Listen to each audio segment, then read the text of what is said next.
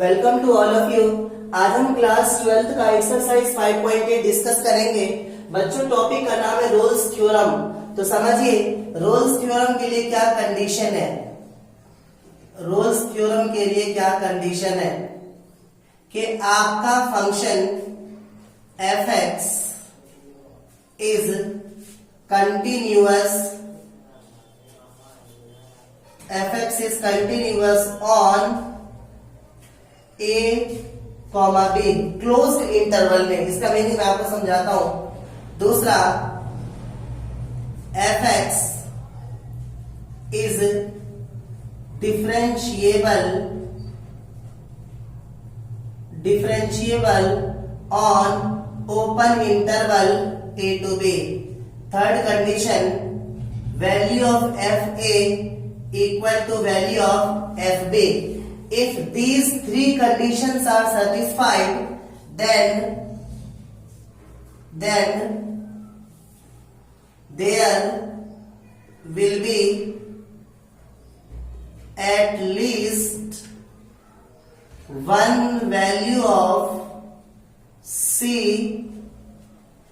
and c belongs to a, b such that f dash c equal to 0। बच्चों मेरी बात ध्यान से समझना। रोल्स थ्योरम क्या कहता है, क्या इसके पीछे कंडीशन है। फर्स्ट ऑफ ऑल, ये इंटरवल आपको क्वेश्चन में गिवन होगा, इसका मीनिंग समझिए। क्लोज इंटरवल, ओपन इंटरवल का क्या मतलब है। अगर क्लोज इंटरवल 2, 5 गिवन है, इस बात का मतलब है कि 2 भी इंक्लूड होगा, 5 भी इंक्लूड होगा और इसके इन बिटवीन की जो वैल्यूज आएगी वो भी इंक्लूड होगी। 2 भी, 5 भी और इसके बीच की जो वैल्यूज होगी वो भी इंक्लूड होगी।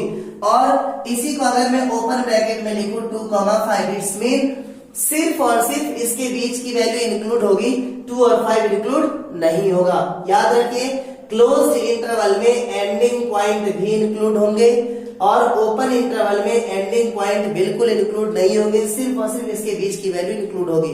ओके, याद रखना ये बात। तो समझिए, फर्स्ट ऑफ ऑल फंक्शन हमारा कंटिन्यूअस होना चाहिए a, b क्लोज्ड इंटरवल में, मींस a पर भी, b पर भी और a और b के बीच की सारी वैल्यूज के लिए फंक्शन हमारा क्या होना चाहिए, कंटिन्यूअस होना चाहिए।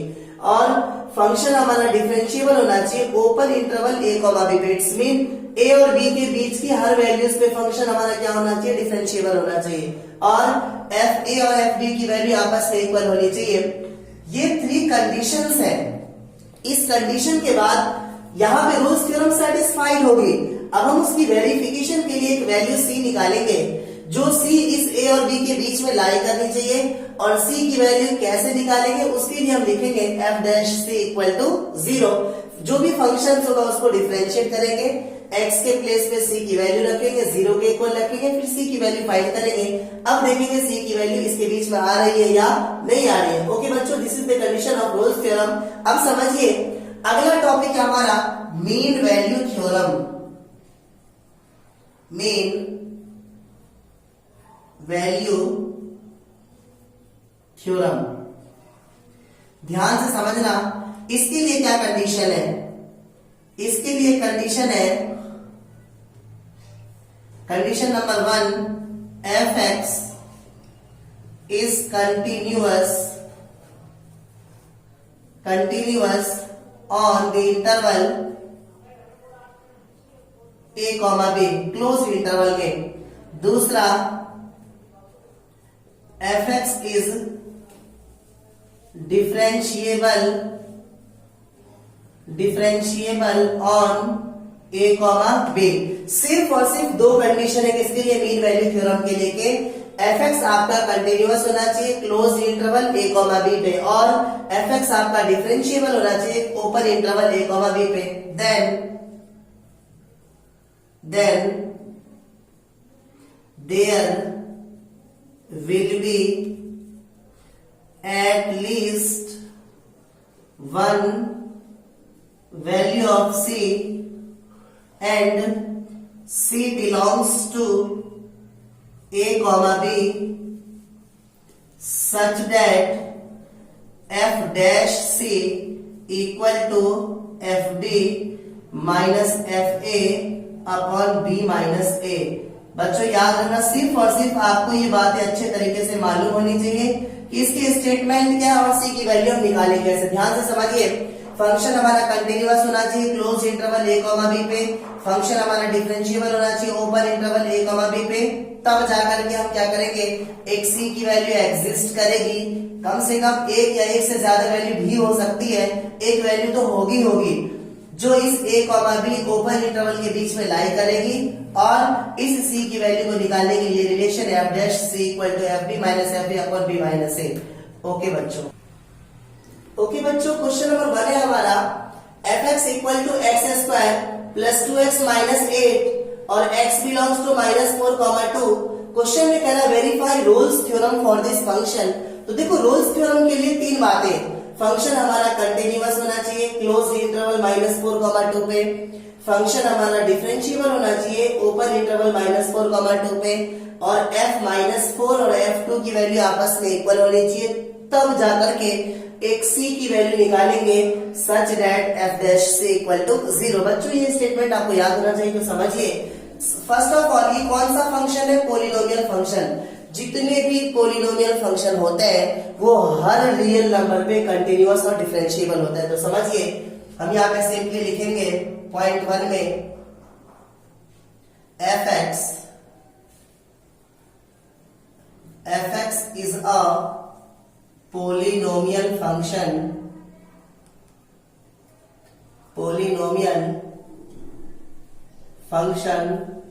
so it is continuous on minus 4 comma 2. Second point, f(x) is a polynomial function, so it is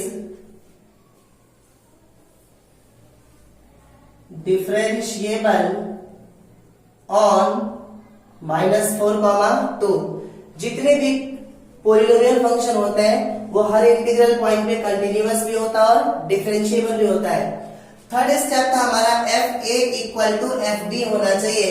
तो उसके लिए आपके पास फंक्शंस की वैल्यू है f x equal to x square plus 2x minus 8। A की वैल्यू हमारे पास कितनी है, माइनस 4।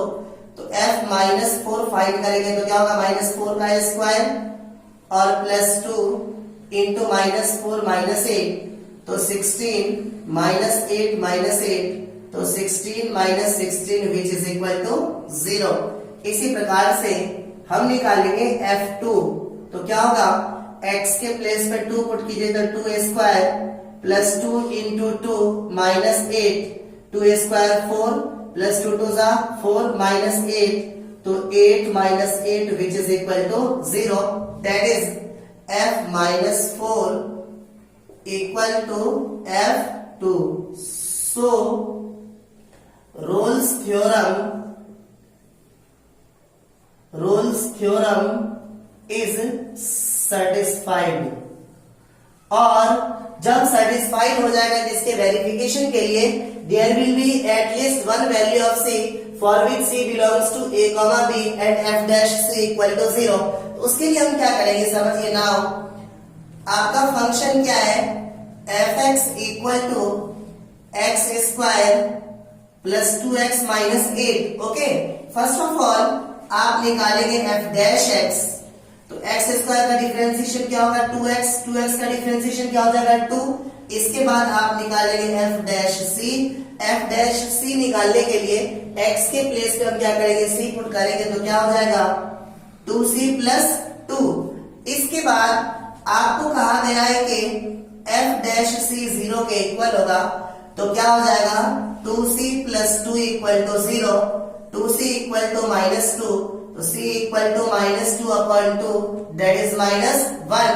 तो कहने का मतलब जो c है that is belongs to minus 4 comma 2, c की वैल्यू माइनस 1 आ रही है, तो माइनस 1 माइनस 4 और 2 के बीच में लाई कर रहा है, तो c belongs to -4, 2. So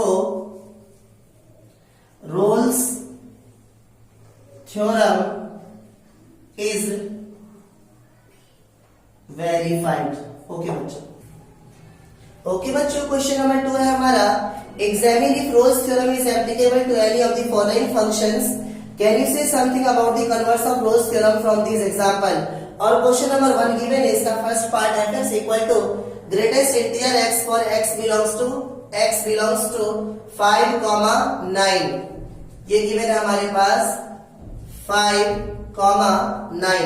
okay, तो ध्यान से समझिए, रोल्स थ्योरम के लिए वही 3 बातें, फंक्शन आपका कंटिन्यूअस होना चाहिए, फंक्शन आपका डिफरेंशिएबल होना चाहिए, fa की वैल्यू fb के इक्वल होना चाहिए, तब जाकर के रोल्स थ्योरम क्या होगा, आपका सेटिस्फाइड होगा। तो समझिए, ग्रेटेस्ट इंटीजर फंक्शन किसी भी इंटीग्रल पॉइंट पे कंटिन्यूअस और डिफरेंशिएबल नहीं होते हैं। तो सबसे पहला पॉइंट हम क्या लिखेंगे, fx is a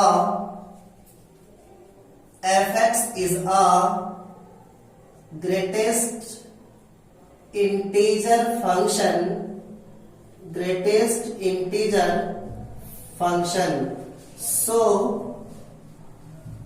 it is neither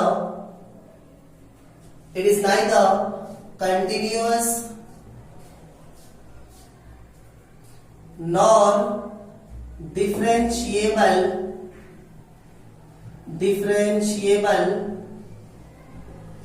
on 5, 9। Okay बच्चों, ना तो ये इसमें कंटिन्यूअस होंगे, ना ये इसमें क्या होंगे, डिफरेंशिएबल होंगे। ये फर्स्ट और सेकंड दोनों बातें मैंने एक ही साथ मेंशन कर दी। दूसरी बात ध्यान से समझिए, दूसरी बात कि fa की वैल्यू fb के इक्वल होनी चाहिए। तो अगर आपके पास फंक्शन है fx equal to greatest integer x, और अगर आप f5 निकालोगे तो यहाँ पे क्या आएगा, ग्रेटेस्ट इंटीजर 5 और इसकी वैल्यू क्या होगी, 5। और अगर आप f9 की वैल्यू निकालोगे तो क्या होगा, f ग्रेटेस्ट इंटीजर 9, तो इसकी वैल्यू क्या होगी, 9, और 5 9 के इक्वल नहीं है। So we can say that f5 not equal to f9।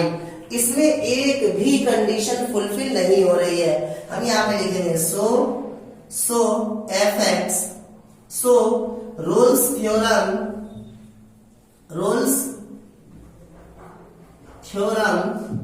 Is not applicable. जो रोल्स थ्योरम है वो एप्लीकेबल नहीं होगा। ओके बच्चों, क्वेश्चन का सेकेंड पार्ट है, can you say something about the converse of Rolle's theorem from this example. ध्यान से समझिए कि इसके बाद की कंडीशन थी कि अगर रोल्स थ्योरम एप्लीकेबल होती, सेटिस्फाइड होती, then there will be at least one value of c for which c belongs to a, b and f dash c equal to 0। तो मेरी बात ध्यान समझिए, इस क्वेश्चंस में ऑल्सो जो f डैश c की वैल्यू होगी वो 0 होगी, बट वो इस इंटीग्रल पॉइंट के लिए 0 नहीं होगी, बिकॉज रोल्स थ्योरम एप्लीकेबल नहीं है। यहां पे लिखेंगे for all non integral points, ये हमारा इंटीग्रल पॉइंट्स है। इसके अलावा जितने भी पॉइंट्स होंगे वो क्या होंगे, नॉन इंटीग्रल पॉइंट्स होंगे। So converse of Rolle's theorem is not true. Okay बच्चों, सेकेंड क्वेश्चन का थर्ड पार्ट है हमारा, fx equal to x square minus 1 for x belongs to 1, 2। अब देखिए क्वेश्चन में वही क्वेश्चन है डिट्टो, तो हम क्या करेंगे इस क्वेश्चन में, फर्स्ट ऑफ ऑल fx जो है वो आपका पॉलिनोमियल फंक्शन है। जितने भी पॉलिनोमियल फंक्शन होते हैं वो कंटिन्यूअस भी होते हैं और डिफरेंशिएबल भी होता है। तो आप यहां पे लिखेंगे fx is a polynomial function,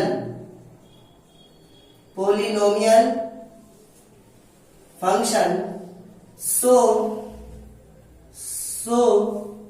point 1 में fx इज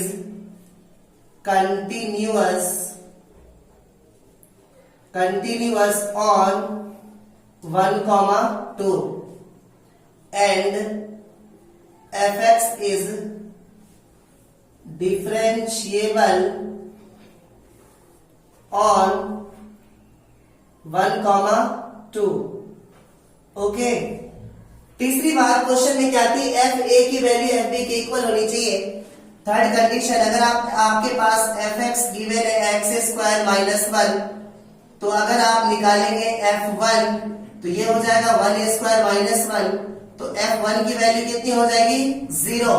और अगर आप निकालेंगे F2 तो x के प्लेस पे 2 पुट कीजिए तो क्या होगा 2 स्क्वायर माइनस 1, तो F2 की वैल्यू 2 का स्क्वायर कितना होगा 4 माइनस 1, तो F2 की वैल्यू कितनी हो जाएगी 3। It's mean F1 not equal to F2। So Rolle's theorem is not applicable।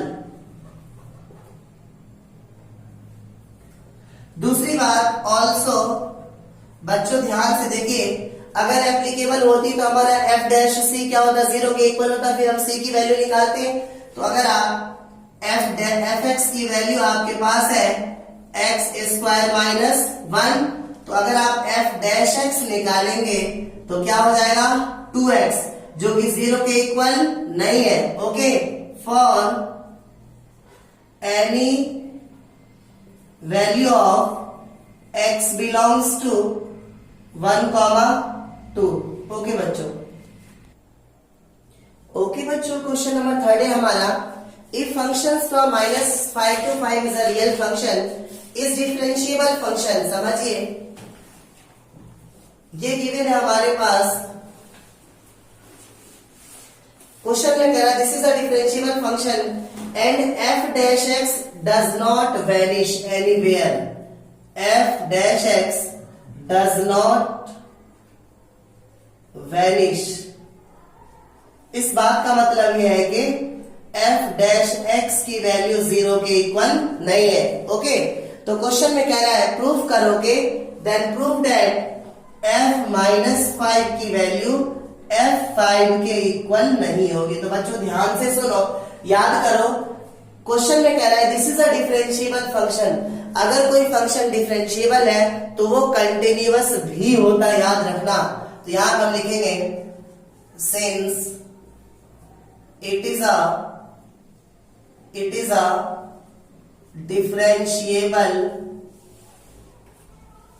differentiable function, so it is also continuous। Okay, question में गिवन है डिफरेंशिएबल फंक्शन है, अगर कोई फंक्शन डिफरेंशिएबल है तो कंटिन्यूअस भी होगा। बच्चों क्वेश्चन में एक बात और गिवन है f dash x equal to 0, तो यहाँ पे रोल्स थ्योरम नहीं लगेगा। f डैश x अगर 0 के इक्वल होता तो रोल्स थ्योरम लगता। f dash x not equal to 0 मतलब हम क्या लगाएंगे, मीन वैल्यू थ्योरम। तो मीन वैल्यू थ्योरम में आपको याद होगा जो f डैश c की वैल्यू होती है, f डैश c की वैल्यू किसके इक्वल होती है, fb minus fa upon b minus a के इक्वल होती है। तो ये आपका a है और ये आपका b है। तो अगर आप fa की बात करो तो ये कितना आपके पास माइनस f माइनस 5, और fb की बात करो तो b के प्लेस पे कितना है 5, तो ये कितना हो जाएगा f5। तो अगर आप निकालेंगे f डैश x तो इसकी वैल्यू किसके इक्वल हो जाएगी, fb minus fa upon b minus a। तो ध्यान से समझिए, f dash x equal to fb के प्लेस पे कितना लिखेंगे, f5 minus fb minus fa होता है, a के प्लेस पे कितना लिखेंगे माइनस 5, और अपॉन 5 माइनस माइनस 5, तो क्या हो जाएगा f dash x equal to f5 minus f minus 5 upon 5 और 5 कितना हो जाएगा 10। क्वेश्चन में क्या गिवन है, क्वेश्चन में गिवन है कि f डैश x की वैल्यू 0 के इक्वल नहीं है। f dash x does not vanish, it's mean f dash x की वैल्यू 0 के इक्वल नहीं है। तो f डैश x के प्लेस पे ये वैल्यू हम लिख सकते हैं, तो क्या हो जाएगा f5 minus f minus 5 upon 10 not equal to 0। जब आप इसे सॉल्व करेंगे तो क्या होगा, ये हो जाएगा आपका f5 minus f minus 5 does not equal to 0। इस वैल्यू को जब इस साइड लेके आएंगे तो क्या हो जाएगी पॉजिटिव, तो f5 does not equal to f minus 5। Okay बच्चों, यही प्रूफ करना था। ओके बच्चों, फोर्थ क्वेश्चन है हमारा fx equal to x square minus 4x minus 3 x belongs to 1,4। Question में कह रहा है कि verify mean value theorem. Mean value theorem के लिए दो कंडीशन थी, function should be continuous in the close interval a comma b and function should be differentiable in the open interval a comma b, और उसके बाद there will be at least one value of c for which c belongs to a comma b and f dash c equal to fb minus fa upon b minus a। ये value आपको learn होनी चाहिए, तो ध्यान से सुनो। Since it is a polynomial function, जितने भी पोलिनोमियल फंक्शन है वो सारे पॉइंट पे क्या होते हैं, कंटिन्यूअस भी होते हैं और डिफरेंशिएबल भी होता है। तो हम यहाँ पे लिखेंगे fx is a polynomial function, so point 1 fx is continuous in the interval 1,4। दूसरा fx is differentiable in the interval 1,4। Continuous भी है, डिफरेंशिएबल भी है, सिर्फ और सिर्फ यही दो कंडीशन है। Hence condition of mean value theorem is satisfied. Okay, और अगर इसकी कंडीशन सेटिस्फाइड हो गई then there will be at least one value of c for which f dash c equal to fb minus fa upon b minus a। आपको याद होगा now fx आपके पास क्या गिवन है, एक्स स्क्वायर माइनस 4x और minus 3। तो अगर आप f डैश x निकालेंगे तो क्या होगा 2x माइनस 4, और अगर आप f डैश c निकालेंगे तो क्या होगा 2c माइनस 4। दूसरी बात, अगर आप f a निकालेंगे तो a के प्लेस में हमारी वैल्यू कितनी है 1, कितना हो जाएगा 1 स्क्वायर और माइनस 4 इंटू 1 माइनस 3, तो ये हो जाएगा 1 माइनस 4 माइनस 3, तो 1 minus 7 which is equal to minus 6। इसी प्रकार तो b के प्लेस में वैल्यू हमारी कितनी है 4, तो ये क्या हो जाएगा 4 स्क्वायर माइनस 4 इंटू 4 माइनस 3, तो 16 माइनस 16 और माइनस 3, ये और ये आपस में cancel which is equal to minus 3। तो क्या होगा f dash c equal to F B minus F A upon B minus A. तो f डैश c की वैल्यू कितनी आ चुकी है 2c minus 4 equal to F B की वैल्यू कितनी आ चुकी है माइनस 3 और एफ ए की वैल्यू कितनी आ चुकी है माइनस 6। तो इसे मैं लिख रहा हूं minus 6 upon B minus A. तो बी की वैल्यू हमारे पास कितनी है 4 और माइनस ए की वैल्यू हमारे पास कितनी है 1। तो क्या हो जाएगा 2c minus 4 equal to minus 3 plus 6 upon ये कितना हो जाएगा 4 माइनस 1 3। तो 2c minus 4 equal to 6 minus 3 कितना होगा 3 अपॉन 3, ये और ये आपस में कैंसिल, दैट इज 1। तो 2c इक्वल टू 1 प्लस 4, तो 2c इक्वल टू 5। तो c की वैल्यू कितनी आ रही है 5 upon 2 and 5 upon 2 belongs to 1,4। Okay, if this c belongs to this given interval, hence mean value theorem is verified। तो हम यहाँ पे लिखेंगे hence c belongs to 1,4, so mean value theorem is verified। Okay बच्चों, fifth question है हमारा fx equal to x cube minus 5x square minus 3x where x belongs to 1,3। Question में कह रहा है verify mean value theorem and find all the possible value of C such that C belongs to this 1,3। तो ध्यान से समझिए, question हमारा कौन सा है, पोलिनोमियल फंक्शन है, और जितने भी पोलिनोमियल फंक्शन होते हैं वो कंटिन्यूअस भी होते हैं और डिफरेंशिएबल भी होते हैं अपने इंटीग्रल पॉइंट्स पे। तो हम क्या लिखेंगे, since fx is a polynomial function,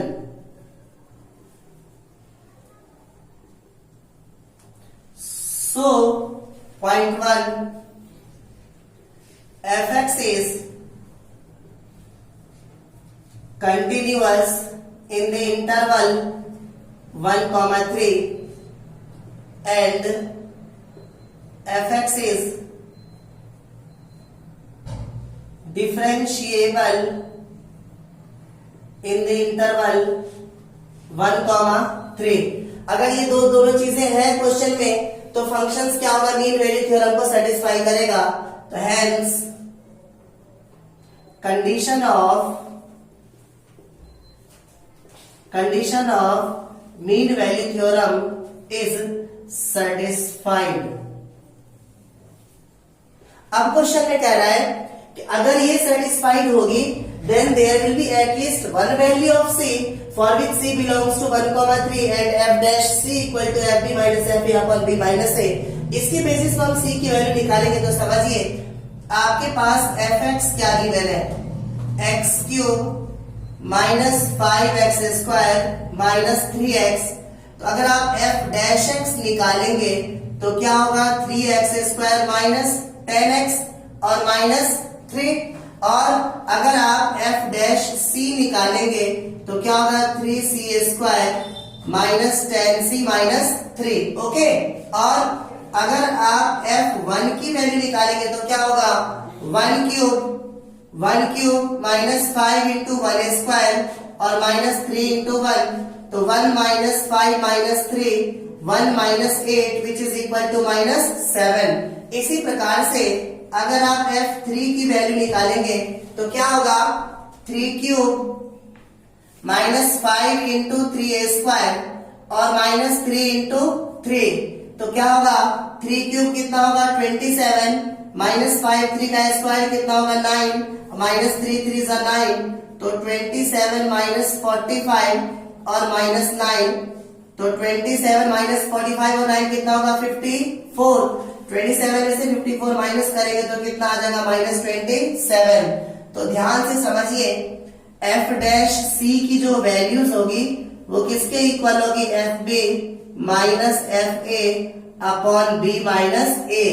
f dash c के प्लेस पे कितना लिखेंगे, 3c स्क्वायर और minus 10c minus 3, 3c square minus 10c minus 3 equal to F B के प्लेस पे कितना लिखेंगे, माइनस 27, और एफ ए के प्लेस पे कितना लिखेंगे, minus 7 upon B minus A. तो क्या हो जाएगा, 3 माइनस 1। तो नेक्स्ट टर्म क्या हो जाएगा, 3c square minus 10c minus 3 equal to minus 27 plus 7 upon 2। तो क्या हो जाएगा, 3c square minus 10c minus 3 equal to minus 20 upon 2 के टेबल में 10 पे जा रहा है, तो 3c square minus 10c minus 3, minus 10 को इस साइड लेके आएंगे तो क्या होगा, प्लस 10 इक्वल टू 0। तो 3c स्क्वायर माइनस 10c और 10 में से 3 माइनस करेंगे तो क्या होगा, प्लस 7 इक्वल टू 0। बच्चों इसका मिलर टर्म स्प्लिटिंग करेंगे, 7 3 जा 21, 7 और 3 10। तो इसके फैक्टर क्या क्या आ रहे हैं, 3c square minus 3c minus 7c plus 7 equal to 0। इसमें से जब 3c कॉमन करेंगे तो यहाँ पे क्या बचेगा, c माइनस 1। यहाँ से जब माइनस 7 कॉमन करेंगे तो क्या बचेगा, c माइनस 1 इक्वल टू 0। दोनों में से c माइनस 1 जब कॉमन करेंगे तो c minus 1 into 3c minus 7 equal to 0। जब c माइनस 1 को 0 के इक्वल रखेंगे तो c की वैल्यू कितनी आएगी, 1। और जब 3c माइनस 7 को 0 के इक्वल रखेंगे तो c की वैल्यू 7 अपॉन 3। तो ध्यान से समझिए, c की वैल्यू कितनी आ रही है, 1 आ रही है, और c की वैल्यू कितनी आ रही है, 7 अपॉन 3 आ रही है। ओके बच्चों, तो कहने का मतलब दोनों की वैल्यूज देखो 1 तो हो नहीं सकता, बिकॉज ओपन इंटरवल 1,3 में सेटिस्फाई होना चाहिए। तो 1 तो नहीं हो सकता। 7/3 का मतलब 2 point something, this point lies between 1,3, hence mean value theorem is verified. Okay बच्चों, क्वेश्चन नंबर 6 में कह रहा है कि वेरीफाई करो मीन वैल्यू थ्योरम को। तो ध्यान समझिए, 6 का फर्स्ट पार्ट और सेकंड पार्ट दोनों में ग्रेटेस्ट इंटीजर फंक्शन है। जितने भी ग्रेटेस्ट इंटीजर फंक्शन है वो ना तो कंटिन्यूअस होते हैं ना ही डिफरेंशिएबल होते हैं, तो कोई कंफ्यूजन नहीं है। वो मीन वैल्यू थ्योरम को कभी भी सेटिस्फाई कर ही नहीं सकते। तो फर्स्ट ऑफ ऑल हम सिंपली लिखेंगे f(x) is a greatest integer function. So f(x) is neither continuous nor differentiable for x belongs to 5,9. Hence mean value theorem is not satisfied.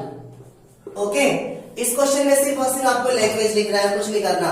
तो इसी का थर्ड पार्ट समझिए। क्वेश्चन में कह रहा है f(x) equal to 1 minus x square, x belongs to 1,2। बच्चों question में कह रहा है f(x) equal to 1 minus x square. 1 minus x square is a polynomial function. जितने भी पॉलिनोमियल फंक्शन है वो कंटिन्यूअस भी होते हैं और डिफरेंशिएबल भी होता है। तो सिंपली यहां पे हम लिखेंगे f(x) is a polynomial function. So point 1 में f(x) इज